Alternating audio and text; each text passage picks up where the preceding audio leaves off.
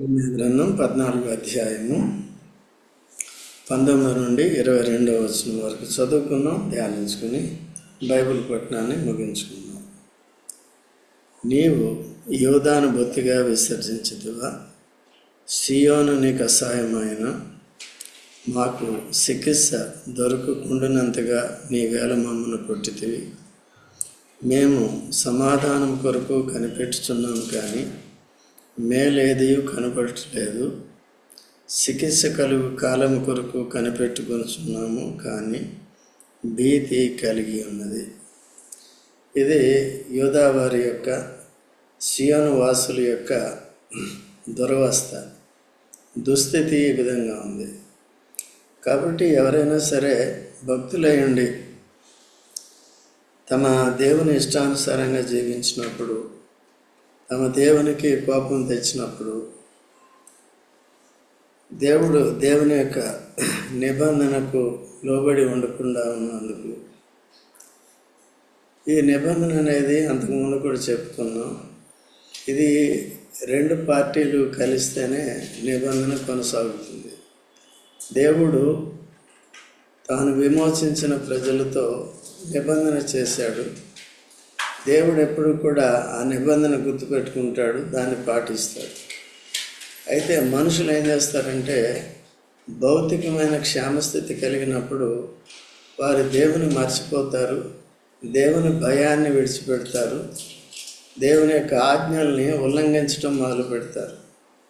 అప్పటి నుంచి హృదయ కాఠిన్యత అనేది వస్తుంది. ఆ విధంగా దేవుడు ఏం చేస్తాడంటే మళ్ళీ వారిని శిక్షిస్తాడు. ఎందుకు శిక్షిస్తాడు అంటే, శిక్ష అనే మేత పెట్టి వారిని తిరిగి దేవునికి లోబడినట్టుగా, తమ పాపస్థితిని ఒప్పుకునేటట్టుగా, తిరిగి నిబంధనకు కట్టుబడి ఉండేటట్టుగా, వారు కూడా దేవుడు ఏ విధంగా అయితే నిబంధన కట్టుబడి ఉన్నాడో అదేవిధంగా వీరు కూడా విమోచింపబడిన ప్రజలు, ఆనాడు ఇశ్రాయేలు, ఈనాడు సంఘము, యేసుక్రీస్తు ప్రభు యొక్క రక్తం చేత విమోచింపబడిన సంఘము కూడా అనేకసార్లు మనం కూడా శరీరానుసారంగా ప్రవర్తిస్తూ ఉంటాం. వారు ఇప్పుడు చదువుకున్న రీతిగా ఇశ్రాయేలు ప్రజలు, యూదా ప్రజలు ఏ రీతిగా తప్పిపోతూ వచ్చారో, హృదయ కాఠిన్యతను బట్టి వారికి దేవుడు శిక్ష పెట్టినప్పుడు ఏ రీతిగా వారు పశ్చాత్తాపడుతూ వచ్చారో ఇవి చూస్తున్నాం. అలాగే ఇవన్నీ కూడా మనకి బుద్ధి కలగటానికి, దిద్దుబాటు కలగటానికి ఇవన్నీ కూడా రాసి ఉన్నాయి. కాబట్టి పాత నిబంధన గ్రంథం కావాలి, కొత్త నిబంధన కూడా కావాలి. పాత నిబంధనలో తప్పిపోయిన వారికి ఎటువంటి శిక్షలు వచ్చినాయో ఇవన్నీ కూడా మనకు తెలుస్తాయి. వాటి పరిష్కారం ఎలాగొచ్చిందో, దేవుడు ఎప్పుడు కూడా విమోచించిన ప్రజల్ని నిరంతరము విడిచిపెట్టాడు. దేవుడు ఏమైనా వాగ్దానం చేశాడంటే, విమోచింపబడిన వారికి ఆయన దేవుడు విడవడు, ఎడవాడు. ఎన్నడు అనే మాట ఉంటుంది, ఎన్నడు విడవడు, ఎడవాడు. అబ్రహాము కూడా పిలిచినప్పుడు, దేవుడు పిలిచినప్పుడు వచ్చాడు, చాలా వరకు త్యాగం చేసుకుని వచ్చాడు, బంధువుల్ని విడిచిపెట్టి వచ్చాడు. అయితే తర్వాత పరీక్షించినప్పుడు ఏమైంది, దేవుని అడగకుండా స్థలాన్ని మార్చేశాడు. షెకెము వరకు దేవుడు నడిపించాడు, షెకెములో బలిపీఠం కట్టాడు, దేవుని స్తుతించాడు, క్షేమంగా తీసుకొచ్చే వందనాలు, మార్గ మధ్యంలో ఎటువంటి అపాయం జరగకుండా మమ్మల్ని చూసావు, ఏ జంతువు మమ్మల్ని మింగివేయకుండా, క్రూర జంతువు మమ్మల్ని కాపాడావు, మాకు ఆహార పానీయాలు ఇచ్చావు, మార్గంలో క్షేమంగా సురక్షితంగా తీసుకొచ్చావు, మా సొత్తు ఎవరు కూడా దొంగిలించలేదు, మా దగ్గర ఉన్నదేది కూడా ఎవరు కూడా దొంగిలించలేదు అని అక్కడికి వచ్చి, షెకెము దగ్గరికి వచ్చి ఏం చేశాడు, మస్తకి వృక్షం దగ్గర తాను బలిపీఠం కట్టి దేవుని స్తుతించాడు. అక్కడి నుంచి ఏం చేశాడంటే తన ఇష్టానుసారంగా వెళ్ళిపోయి హాయికి, అంటే లోకానికి, బేతేలు అంటే దేవుని మందిరానికి మధ్యలో గుడారం వేసుకున్నాడు. ఎందుకంటే తన దగ్గర కొద్దిగా డబ్బు ఉందన్నమాట, కొద్దిగా తినుబండారాలన్నీ ఉన్నాయన్నమాట. దాన్ని తెచ్చుకున్నాడు. అది తెచ్చుకోకపోతే తప్పనిసరిగా దేవుని మీద ఆధారపడాలి. అవి కాబట్టి అక్కడి నుంచి ఏం చేశాడు, షెకెము నుంచి వెళ్ళిపోయాడు. మీరు 13వ అధ్యాయంలో చూసుకుంటే మళ్ళీ అక్కడే బలిపీఠం కట్టి అక్కడ స్థిరపడతాడు అన్నమాట. ఈ నిల్చున్న స్థలాన్ని పొడవు వెడల్పు చూడు, ఇది నీకు ఇస్తానని చెప్తాడు అన్నమాట. మనుషులు ఎప్పుడూ కూడా వారు ఇమాజినేషన్స్ కలిగి ఉంటారు, ఊహలు కలిగి ఉంటారు. సో లేకపోతే త్వరగా తలంపుల్లో తప్పిపోతుంటారు. మొదటి నుంచి కూడా దేవునికి ఉన్న సమస్య, మనుషులతో ఉన్న సమస్య అదే. చూడండి ఆదికాండం 6వ అధ్యాయం 5వ వచనం దయచేసి చదవండి. నరుల చెడుతనము భూమి మీద గొప్పదనియు, వారి హృదయం యొక్క తలంపులలోని ఊహ అంతయు ఎల్లప్పుడూ కేవలము చెడ్డదనియు యెహోవా చూచి. వారి హృదయములోనున్న ఊహ, తలంపులు ఊహలు కదా. మనుషులకి ఏముంటాయండి? తలంపులు. దేవుడు చక్కగా చెప్పాడు వెళ్ళమన్నప్పుడు దేవుడు తోడుగా ఉంటాడు. దేవుడు చెప్పింది చెప్పినట్టు చేస్తేనే తోడుగా ఉంటాడు. నువ్వు నడువు వెళ్ళు అంటే తోడుగా ఉంటాడు. అక్కడి నుంచి ఇక దేవుడు అవసరం లేదు, నాకు అనుభవం వచ్చేసింది, దేవుడు ఆటోమేటిక్గా నాతో ఉండాలి, ఇక్కడ నన్ను వెంబడించాలి, దేవుడిని కాదు నేను వెంబడించేది. అందుకనే యేసు ప్రభు కూడా పలుమార్లు శిష్యులకి ఏం చెప్పాడు, వాళ్ళు కూడా ఆ శిష్యుల ఊహలు కూడా చెడ్డవిగా ఉంటున్నాయి.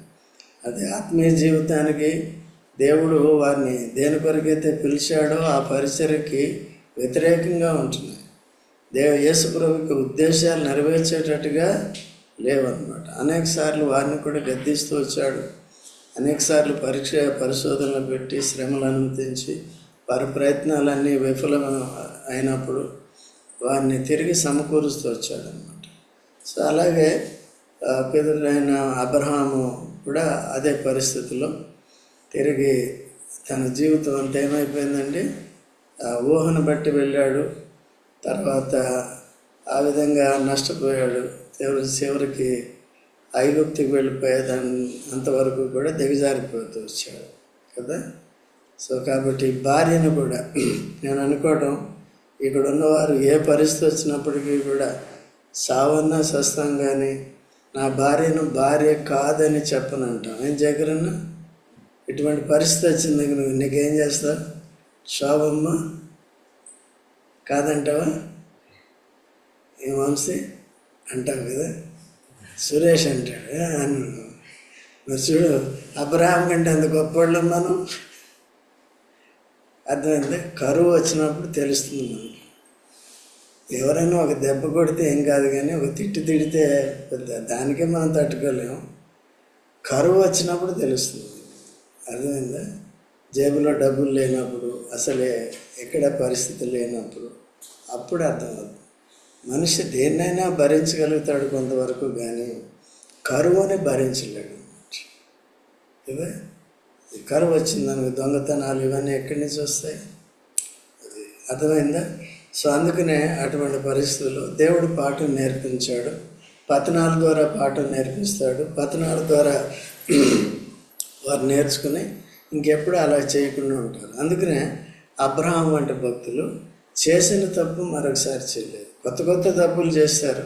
అన్ని తప్పుల ద్వారా వారి పాఠాలు నేర్చుకున్నారు. అనేక సందర్భాల్లో మనం నేర్చుకున్నాం. అదే అందుకనే వీళ్ళు ఏం చేశారు, వెంటనే చేసిన తప్పు దేవుడు వారిని తిరిగి దర్శించి తన్ని అబ్రహామును విడిపించినప్పుడు జాగ్రత్త పడ్డాడు. అయితే లోతుకి ఆ జాగ్రత్త అనేది భూ సంబంధమైన దృష్టి కలిగి కొద్దిగా జంతువులు వచ్చేటప్పటికి, మందలు వచ్చేటప్పటికి ఇక నేను ఇండిపెండెంట్గా బతకొచ్చు, మా పెద్దనాయన అవసరం నాకు అవసరం లేదు. పెద్దనాయన ఉంటేనే, పెద్దనాయన దేవుడు నీకు తోడుగా ఉంటాడు. దేవుడు తోడుగా ఉంటేనే నీకు అన్ని రీతులుగా నీకు ప్రాణాత్మదేయ రీతిగా భద్రత అనేది ఉంటుంది. అన్ని విషయాల్లో కూడా కోల్పోయే పరిస్థితి వచ్చింది కదా. అబ్రహామే తిరిగి తన కొరకు విజ్ఞాపన చేసినప్పుడు ఏం చేశాడు? విడిపించాడు. ఆయనకే సరైన పశ్చాత్తాపం కూడా లేదు. అందుకనే దేవుడు చెప్పింది ఒకటి, ఏం చెప్పేది ఒకటి. నేను షీనారు దగ్గరగా ఉంది, ఇక్కడ కూర్చు, ఇక్కడ వెళ్తాను. దేవుడు ఎక్కడ చెప్పాడు? ఆ కొండకి వెళ్ళాలి అని చెప్పాడు. లేదు ప్రభు, అంత దూరం వద్దు, ఇక్కడే పక్కనే ఉంటాను. పక్కనే అంటే ఒకవేళ అది నిజంగా కాలేదని మళ్ళీ వెళ్ళిపోదామనా?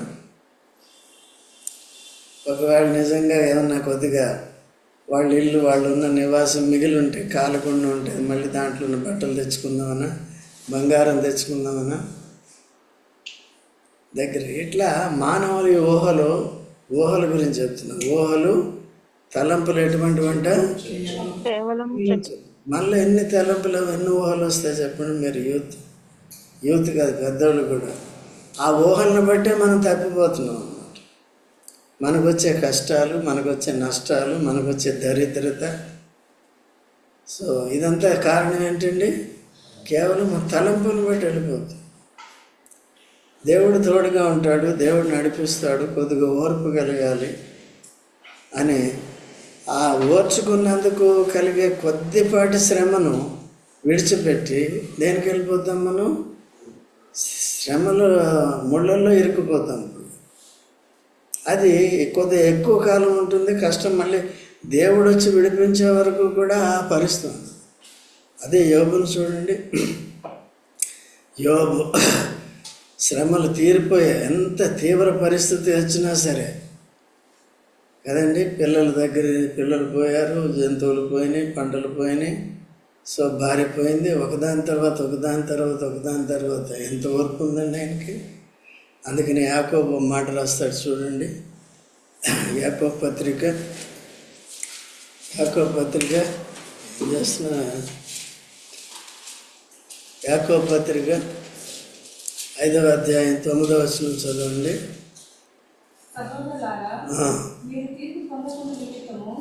11వ వచనం చదవమ్మా. సహించిన వారిని ధన్యులమని అనుకొనుచున్నాము కదా.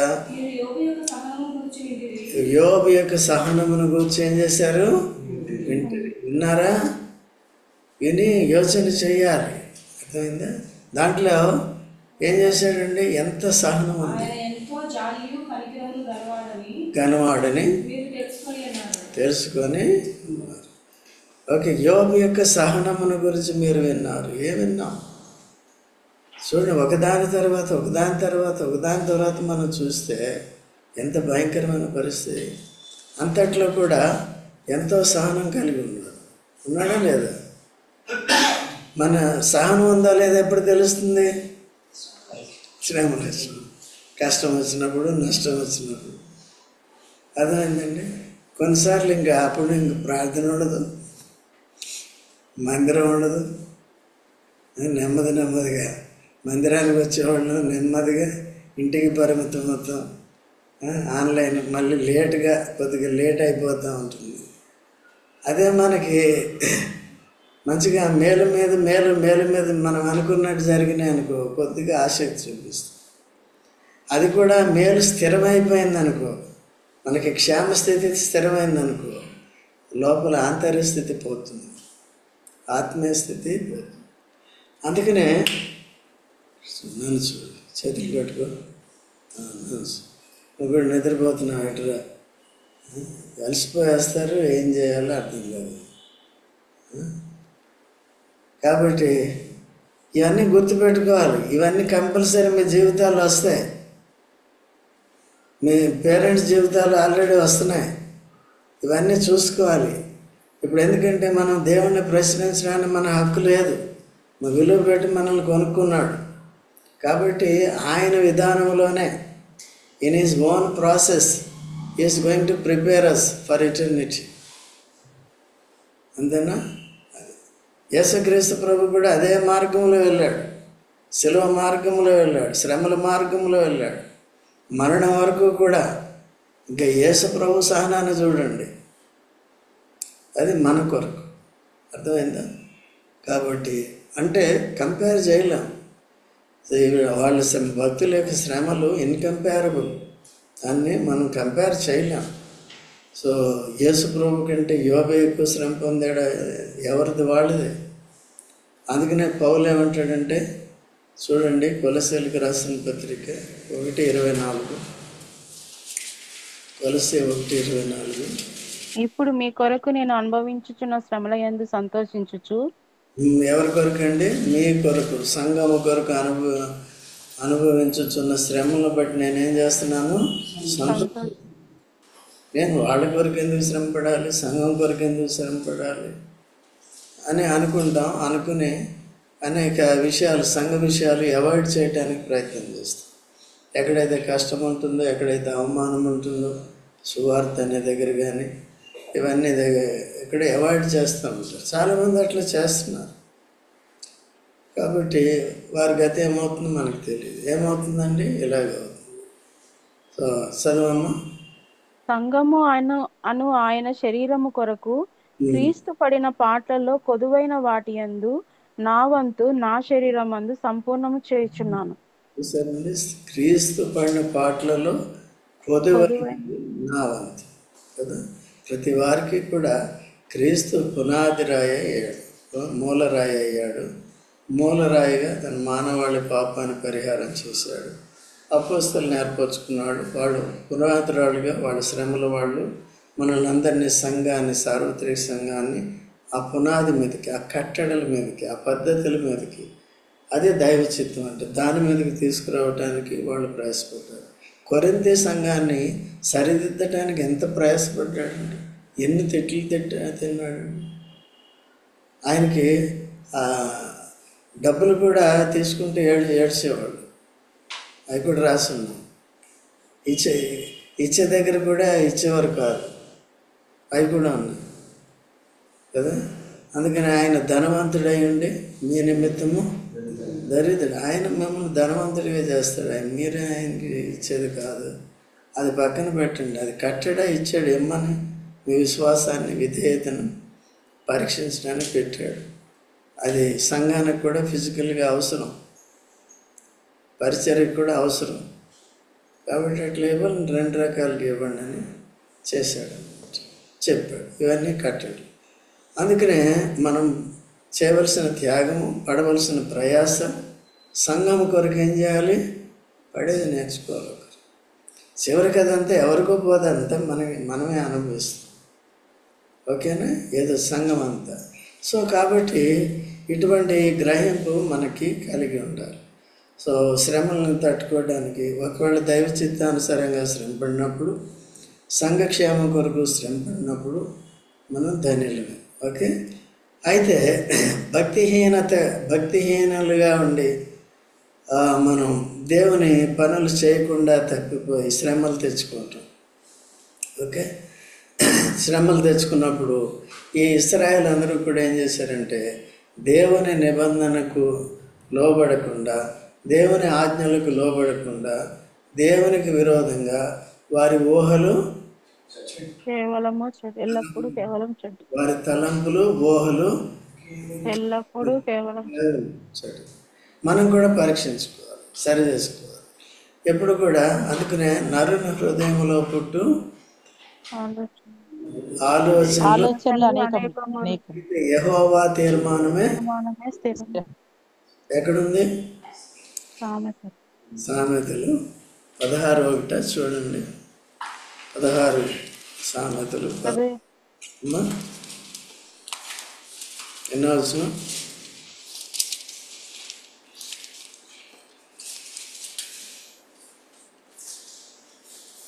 16:1 చదవమ్మా. అది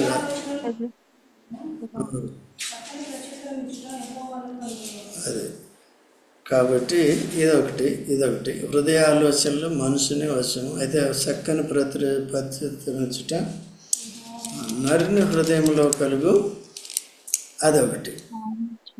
కాబట్టి సో ఈ వాక్యం కరెక్ట్ అన్నమాట. ఎప్పుడు కూడా శరీరాన్ని, ఆత్మని వేరు చేసి చూపిస్తుంది బైబిల్. శరీరం ఎట్లా ప్రవర్తిస్తుందో, దాని ఆత్మీయ జీవితానికి ఎట్లా ఆటంకరంగా ఉంటుందో, ఈ విషయాలన్నీ కూడా రాయబడి ఉన్నాయి. సో కాబట్టి ఈ పద్ధతిలో జరుగుతుంది. ఇప్పుడు మనం చదువుకున్నాం ఇర్మియా గ్రంథం 14:19లో, నీవు యోధాను బొత్తిగా విసర్జించదువా. వీళ్ళు దేవుని ప్రశ్నిస్తున్నారు. యోధా ప్రజల్ని నీవు విసర్జించు. సామెతలు 19:21 ఉందాం. థ్యాంక్ యూ అమ్మ. అది నేను అనుకున్నాను కానీ వేరేది అనుకున్నా. రియల్గా మొన్న చూసాను. చదవమ్మా. నరుని హృదయాలోచనలు అనేకములుగా పుట్టును. నరుని హృదయంలో ఆలోచనలు అనేకములుగా పుట్టును. యెహోవా యొక్క తీర్మానమే స్థిరము. Very good, thank you. కాబట్టి గుర్తుపెట్టుకోండి 19:21 సామెత. కనుక ఈ విధంగా యోధాను బొత్తిగా విసర్జించుతావా? దేవుని ప్రశ్నిస్తున్నారు. సియోను నీకు అసహ్యమైందా? మాకు చికిత్స దొరకకుండానంతగా నీ వేల మమ్ము కొట్టితివి. మేము సమాధానము కొరకు కనిపెట్టుచున్నాము కానీ మేలేదియో కనపడలేదు కదా. ఎవరు విసర్జించారు? దేవుడు విసర్జిస్తాడా తన ప్రజల్ని? ఏర్పరచుకున్నవాడు విసర్జిస్తారా? లేదండి. ఒకవేళ ఏదైనా ఒక బంగారు పొంగరం కొనుక్కున్నారనుకోండి, పడేస్తారా? మనల్ని అందరినీ తను విలువ పెట్టి యేసు ప్రభు ప్రాణం పెట్టి కొనుక్కున్నాడు. విలువైన వారుగా మనల్ని చూస్తున్నాడు. తర్వాత మనకి బిరుదులు ఇచ్చాడు. పవిత్రమైన ప్రజలని, రాజులైన యాజక సమూహం అని. ఒకప్పుడు జనము కాదు, ఇప్పుడు జనమయ్యారని. నాకు నిరంతరము నీవు నాకు ఉన్నట్లు నేను నిన్ను ఏర్పరచుకుంటునని చెప్తే ఎవరండి విడిచిపెట్టేది? సంఘాన్ని కొనుక్కున్నాడు. సంఘం అంటే అసహ్యపడతాడా? పడరు కదండి. ఇది భార్యాభర్తల్లా కాదు. భార్యాభర్తలు పెళ్లి చేసుకుంటారు, నెలకో ఇప్పుడైతే మరీ ఎక్కువ వారం రోజులకి అసహించుకోవడం మొదలు పెడుతున్నారు. అయితే విసర్జించుకోవడం మొదలు పెడుతున్నారు. అయితే దేవుడితో ఉండే బంధం అటువంటిది కాదు. దేవుని బంధం ఎటువంటిది? శాశ్వత బంధం. శాశ్వత నిబంధన చేశాడు ఇప్పుడు యేసు రక్తం ద్వారా. అది శాశ్వతంగా ఉండాలి. అందుకనే మనం విసర్జిస్తాం కదా. దేవుని వాక్యాన్ని మనం అసహించుకుంటాం, మనకి అసహించుకుంటాం. అప్పుడు మనం వెళ్ళిపోతాం కానీ దేవుడు ఎక్కడికి వెళ్ళాడు. తప్పిపోయిన కుమారుడు తాను వెళ్ళిపోయాడు కానీ లోకంలోకి తండ్రి వెళ్ళలేదు. తండ్రి వెళ్ళాడా?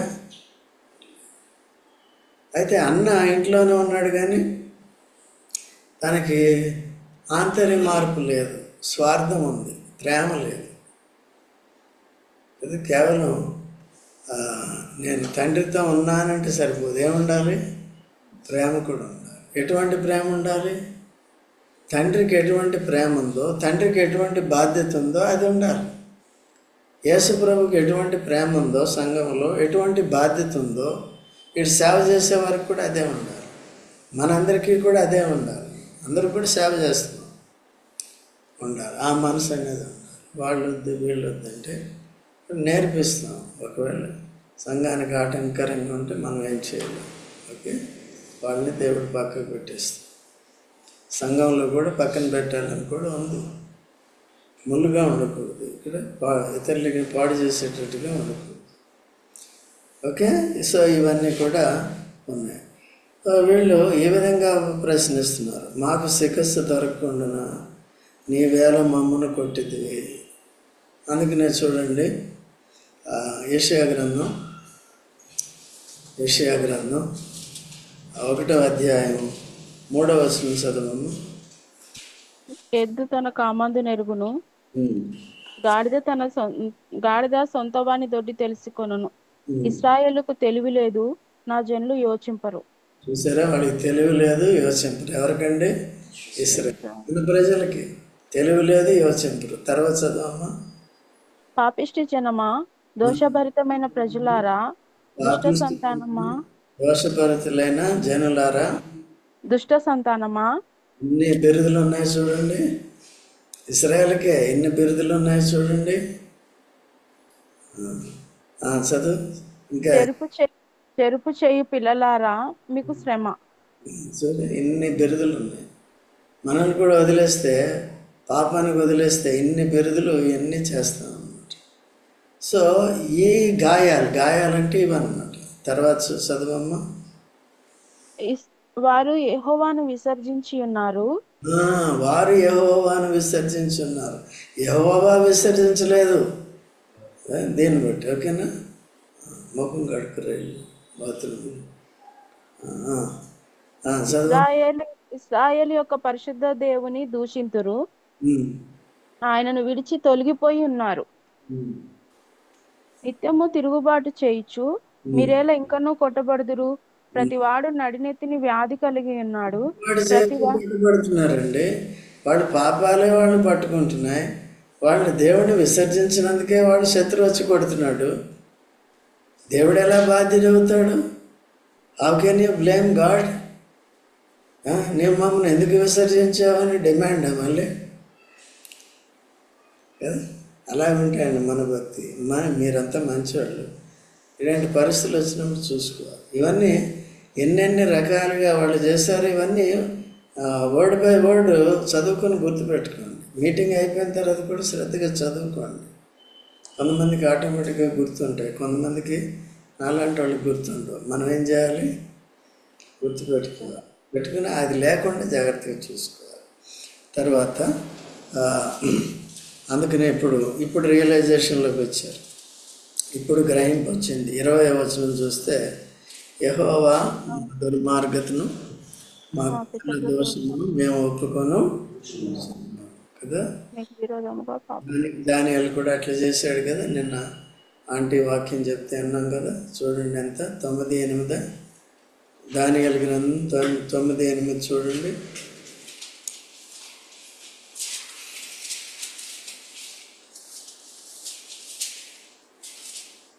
ప్రభువా, నీకు విరోధముగా పాపము చేసినందున మాకును మా రాజులకును మా అధిపతులకును మా పితరులకును ముఖము చిన్నబోనట్లుగా సిగ్గే తగి ఉన్నది. చూసారా? సిగ్గే తగి ఉన్నది. యథార్థవంతులు మంచి భక్తులు అంటే వాళ్ళండి. ఆయన ఏం పాపం చేయలేదు, తప్పు చేయలేదు. ఎవరు? దానియేలు. ఈ దుస్థితి వాళ్ళకి వచ్చినందుకు, వాళ్ళని బట్టి వీళ్ళకి కూడా వచ్చినందుకు, మా పితరులు చేసిన పాపాన్ని బట్టి మేము చేసిన పాపాన్ని మాకు సిగ్గే తగిలింది. ఇంకా చూస్తే కిందకి వెళ్ళినట్టే ఈ విధంగా. సరే, ఓకే. కాబట్టి ఏడు నుంచి ఉంది ఒక కోసం మనకు టైం సరిపోదు, మొత్తం అంతా చదువుకోవాలంటే అందుకని. ఓకేనా? కాబట్టి మా దుర్మార్గతను మా పితరుల దోషమును వీళ్ళు కూడా ఒప్పుకుంటున్నారు కదా. నీకు విరోధముగా పాపము చేసి ఉన్నాను. ఇది కాబట్టి ఇది కరెక్ట్ అన్నమాట. దేవుణ్ణి శాంతింపజేయాలంటే, దేవుణ్ణి తిరిగి వారిని సమకూర్చుకోవాలంటే, సో వారికి తిరిగి దేవుడు మేలు చేయాలంటే, వారికి క్షేమస్థితి కలిగి చేయాలంటే, వారు కోల్పోయినవన్నీ కూడా వారికి తిరిగి ఇవ్వాలంటే మాకు సమాధానం లేదంటారు. తర్వాత మమ్మల్ని కొట్టేవంటారు, మాకు చికిత్స దొరకట్లేదంటారు, మాకు మేము అసహ్యం అయ్యామంటారు. సో ఇవన్నీ కూడా పోయి తిరిగి దేవుడికి అంగీకారంగా ఉండాలంటే వారు చేసిన పాపం అంతా ఒప్పుకోవాలి. అందుకని ఇక్కడ నీకు విరోధముగా పాపము చేసి ఉన్నాము, నీ నామమును బట్టి మమ్మను త్రోసివేయకము, ప్రశస్తమైన నీ సింహాసనమును అవమానపరచకము, మాతో నీవు చేసిన నిబంధన జ్ఞాపకము. ఇప్పుడు ఏం చేయాలంటే, అప్పుడు ఎవరికి వస్తుంది జ్ఞాపకం? ఏది? నిబంధన. దేవుడు ఎప్పుడూ నిబంధన జ్ఞాపకం చేసుకుంటాడు. ఎవరు జ్ఞాపకం చేసుకోరు? చేసిన తప్పులన్నీ వీళ్ళు జ్ఞాపకం చేసుకోవాలంటే దేవుడు. మాకు బుద్ధి వచ్చిందిలే, తప్పులు ఒప్పుకున్నారు కాబట్టి ఏమొచ్చినట్టు? బుద్ధి వచ్చినట్టు. నిబంధనకి కట్టుబడి ఉండాలి. కాబట్టి మాతో నీవు చేసిన నిబంధన జ్ఞాపకం చేసుకున్నాము, దాన్ని భ్రష్టపరచుము, దాన్ని తొలగింపు. నిబంధన చాలా అవసరం. నిబంధన ఉంటే దేవుడు చేర్చుకుంటాడు. కొన్నిసార్లు నిబంధన మనం నెరవేర్చినప్పుడు, నేను తప్పిపోయాను ప్రభువా, తప్పు చేశాను, పాపం చేశాను, నిబంధనని పాటించలేదు, నన్ను క్షమించంటే ఏం చేస్తాడు? క్షమించడానికి నిబంధన అవసరం. అగ్రిమెంట్ లేకపోతే ఏమవుతుంది? అందుకని ఒక ఇల్లు కొనాలన్నా, ఒక ఆస్తి కొనాలన్నా నిబంధన ఉంటుంది, అగ్రిమెంట్. దాంట్లో అన్నీ రెగ్యులేషన్స్ అన్నీ ఉంటాయి, నామ్స్ అన్నీ ఉంటాయి. దాన్ని బట్టి ఉంటుంది. అమ్మినవాడు కొన్నవాడిని ప్రశ్నించవచ్చు, కొన్నవాడు అమ్మిన వాడిని కూడా ఇప్పుడు దేవుడే ప్రశ్నిస్తున్నాడు, కానీ వీళ్ళు ప్రశ్నించడానికి ఏముందండి? వీళ్ళు పాటిస్తే కదా. మనం కూడా కొన్నిసార్లు అట్లా ఉంటామో జాగ్రత్తగా పరీక్షించుకొని జాగ్రత్తగా ఉన్నాం. తర్వాత 22వ వచనం, జనముల వ్యర్థ దేవతలలో వర్షము జనముల వ్యర్థ దేవతలలో వర్షము కురిపింపగల వారు ఉన్నారా? అంటే వీళ్ళకి ఏం కావాలండి ఇప్పుడు? వీళ్ళకి ఇప్పుడు బొవ్వ లేదు. ఎందుకు లేదు బొవ్వ? వర్షం లేదు. వర్షం ఎందుకు లేదు? వీళ్ళు నా మీద తిరుగుబాటు చేశారు కాబట్టి భూమికి ఆజ్ఞ ఇచ్చాడు, ఆకాశానికి ఆజ్ఞ ఇచ్చాడు. ఆకాశమా వర్షం కురిపించుకు, భూమి వారికి పంటనివ్వదు. ఇప్పుడు వస్తుంది, ఏమొచ్చింది? కరువు వచ్చింది. కరువు వచ్చినప్పుడు ఇప్పుడు ఏం కావాలంటే ఇంత కథ చెప్పింది ఎందుకంటే వీళ్ళు విగ్రహాలు. మరి వాటి జోలికి ఎందుకు పోయారా మీరు? అవి కురిపించలేవు కదా, మరి వాటి దగ్గరికి ఎందుకు వెళ్ళారు? లోకం అంతా అటే ఉంటుంది. నిజదేవుడు మనకి పరసంబంధమైన ప్రతి ఆశీర్వాదాన్ని ఇచ్చే దేవుడు, భూ సంబంధంగా కూడా మనల్ని చక్కగా నడిపించే దేవుడు. సో ఉండగా కరువు వచ్చింది అంటే ఎందుకు వచ్చింది? వాళ్ళు చేసిన తప్పు. ఇప్పుడు దేవతలు అంటే ఇక్కడ ఏం చేస్తున్నారంటే చేసింది చేసేస్తూ ఉంటారు. దేవుడికి మరొకసారి రోషాన్ని పుట్టిస్తారు. ఎవరిని గుర్తు చేశారు వీళ్ళు? దేవతల్లో వర్షం కురిపించగలరు అంటే ఇప్పుడు దేవుని మీద నమ్మకం వచ్చింది. సో దేవుడు ఇవన్నీ చేయగలుగుతాడు, ఇవన్నీ వ్యర్థమని గ్రహింపులోకి వచ్చారు. తర్వాత ఆకాశము వాననీయగలదా? ఏం కావాలి ఇప్పుడు? భూమి ఫలించాలంటే ఏం కావాలి ఇప్పుడు? చేయగలదా? మా దేవుడు అయిన యెహోవా నీవే కదా దాన్ని చేయుచున్నావు, నీవే ఈ క్రియలన్నీ చేయుచున్నావు, నీ కొరకే మేము. ఇప్పుడు బుద్ధి మారిందా లేదా? విశ్వాసం సరిగా ఉందా లేదా? అందుకనే ఏదంటే దాన్ని దేవుడు అనుకుంటే ఏం పొందలేము. ఏమైనా పొందాలంటే ఎవరి ద్వారా? అందుకనే యేసు ప్రభు ద్వారా ఇప్పుడు మనకి దేవుడు నిత్య నిబంధన చేశాడు. దానియేలుకి కూడా ఆ నిత్య నిబంధన బయలుపరిచాడు, శ్రమల కాలాన్ని బయలుపరిచాడు కదా. దానియేలుకి ఇచ్చిన దర్శనంలో అవి ఉంటాయన్నమాట. తర్వాత వారికి విడుదల దొరుకుతుంది. అదే సమయంలో ఇంకా ఇచ్చాడు అనమాట. ఏమిచ్చాడు?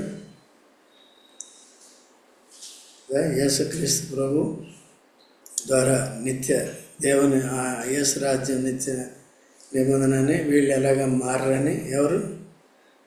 ఇశ్రాయేలు మారని, తరతరాలకి ఇలాగే చేస్తూ ఉంటారని, ఇంకెంతకాలం వీళ్ళని చెరలోకి ఇటు పంపాలి, ఇవన్నీ ఎందుకు అని పాత నిబంధన రద్దు చేసి కొత్త నిబంధన తన కుమారుడు ద్వారా చేశాడు. ఇప్పుడు యూదులే కానీ అన్యజనులే కానీ యేసును అంగీకరించి మారుమనసు పొంది ఆ నిబంధన కట్టుబడి జాగ్రత్తగా నడుచుకుంటు ద్వారా పరలోకాన్ని చేరుస్తాడు. అంతే. ఇప్పుడు ఈ వర్షము లేకపోతే బబులోను రాజు వాళ్ళు వచ్చి తీసుకెళ్ళేది కాదు. ఓకేనా? అయితే కొన్ని సందర్భాల్లో దర్శిస్తాడు, శరీరానుసారంగా మనల్ని శిక్ష పెడతాడు. మనం అనుకునే జరిగినప్పుడు కొద్దిగా ఇబ్బంది పడతాం, శ్రమ పడతాం. అందుకనే ప్రభు తట్టు తిరిగి జాగ్రత్తగా ఉండాలి. కొద్దిగా సహనం అనేది కూడా నేర్చుకోవాలి. అదే సహనాన్ని నేర్పించడానికి యాకోబు పత్రికలో 1వ అధ్యాయం 3-4 వచనాల్లో ఇవన్నీ ఉంటాయి, తర్వాత చదువుకోండి. కాబట్టి సో ఏం నేర్చుకున్నామండి? ఇశ్రాయేలు ఏం నేర్చుకున్నారు? సమస్తము దేవునికి విధేయులుగా ఉంటే దేవుడు అన్ని మేలే చేస్తాడు. దేవుని ఎడల అవిధేయత చూపిస్తే, నిబంధనకు లోబడకపోతే, ఆయన విసర్జిస్తే మనల్ని కూడా విసర్జిస్తాడు. దేవుడు తన ముఖాన్ని మనకి చాటు చేసుకున్నాడంటే మనకి శ్రమ కలుగుతుంది. కానీ వాళ్ళు ఆ తరం అప్పుడు ఒప్పుకున్నారు అన్నమాట. తర్వాత చూద్దాం, మళ్ళీ తర్వాత ఎంతకాలం ఉంటుందో మార్పు అనేది తర్వాత అధ్యాయాల్లో మనకు కనపడుతుంది. ఓకేనా? మన జీవితాలు అలా నిలకడగా ఆత్మీయంగా ఉండేలాగా మనం సిద్ధపరచుకుందాం, ప్రార్థన చేసుకుందాం.